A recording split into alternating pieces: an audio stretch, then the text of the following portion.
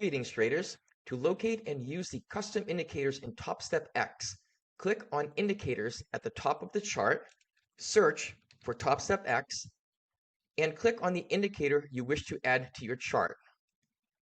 Click on the star to add it to your favorites, which will bring it to the top of the list. The TopstepX volume-weighted moving average bands indicator plots a moving average. However, it gives more weight to the bars with higher volume.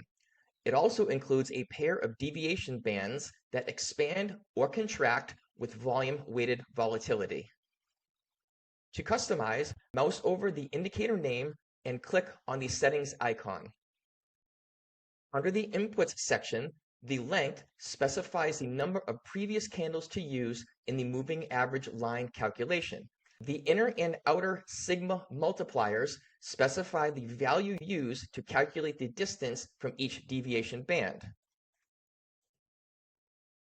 Under the Style section, choose the line color, the line style, and the line type for each individual plot line.